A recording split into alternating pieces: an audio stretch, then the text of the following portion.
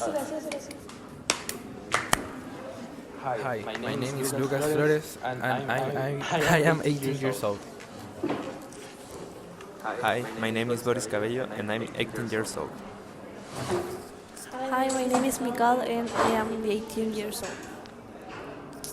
Hi, I'm Francisca and I am 20 years old. And we all are studying English pedagogy. And in this video, we're going to talk about our learning journey. This video will base on the next question. How does understanding the past help us become better English teachers? From my point of view, it helps us to see what makes a good teacher based on our previous experiences with other teachers. One example is my former English teacher that helped me to see English learning and education in different views.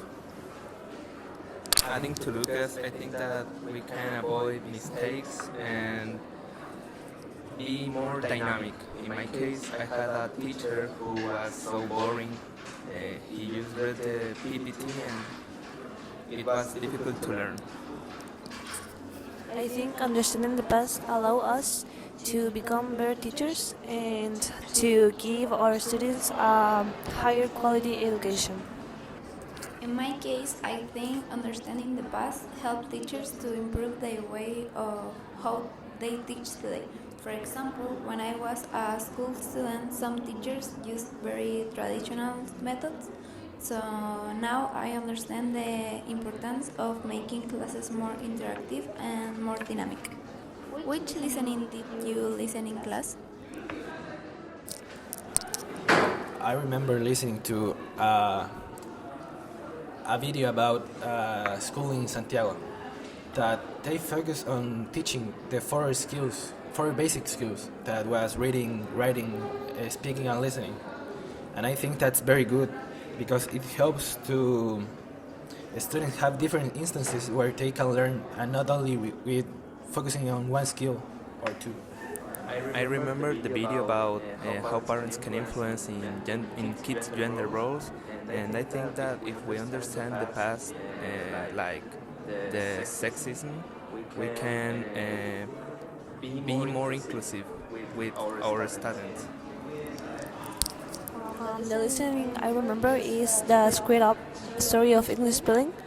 I think the important idea of this listening is how English has become complicated and the change that this language have. And I think it's important because this listening it's connected with the question. It shows the importance of understanding the past. For me, the listening that helped me was the social experience. Can Chileans speak English to a tourist? Because it showed that English is not widely used in Chile, and English teachers has challenged today. So future teachers can learn from past problems and improve students' opportunities to use English. Do you remember the reading we saw in class? Yes, I remember a very important idea that was the importance of English within globalization processes. And basically, English helps us a lot to reach new job opportunities and in general. And now it has become a must-have in general life. In my case, I remember something about the dictatorship because the dictatorship reduced support for the schools and education. In addition to what Boris says, I think the reading helped us to understand that in that time there's a lot of mistakes that were made, and we can't avoid those mistakes and make the school be a safe place for the students. Well, I learned that English education has changed a lot over time. For example, before teacher was stricter and more focused on grammar and pronunciation. But now communication, creativity, and being dynamic are more important. I think this is important because good teachers need to adapt to society and student needs. Do you all remember when we went to the museum? Yes, I remember when we went to the museum and I learned how much education has changed over the past of the years and how it hasn't been an easy change. I also learned how English education basically has changed a lot. And now we have much more access to doing listenings or readings compared to the past. I learned that we are privileged about studying in good conditions, that teachers are so good, they can't punish us, and I think that is important. In the museum, I saw the evolution of materials, like boards, the tables, the chairs, and I think it's really important too because I saw some tables and chairs of wood, and that was not comfortable.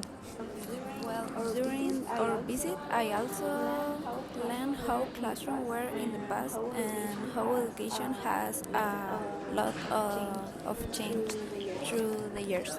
I have a question for you too. What are your strengths and weaknesses as an English learner?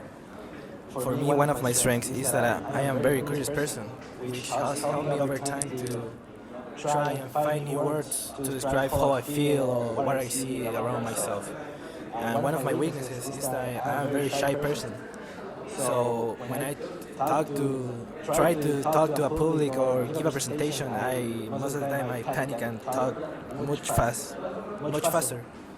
But nonetheless, I will keep trying to make that weakness a strength of mine. Like Lucas, one of my strengths is that I'm curious and I like to learn some new words. And one of my weaknesses is that I'm shy, and when I have to speak with older person, I forgot some words.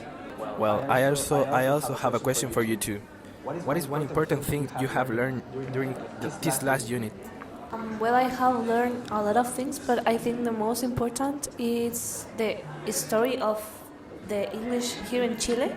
How these have improved because before the English was not like so good, but now I think it's a really good subject, and I think all the teachers have improved their skills. So I think that's okay. That's really important. In my case, one important thing I learned during this unit is that education change a lot over time and teachers need to continue learning too. Well, to conclude this video, I think I have a final message. I think we can continue improving our English skills. I mean, we are just learning English, so I think English will continue evolve, and we have to continue, keep going. As a final message, I want to say that we don't have to be scared of making mistakes because, as Mikael said, we are learning English, so it's completely normal. Well, my final message is very similar. I think we are learning and will constantly be like this, and making mistakes are okay, and this is for people. Yeah.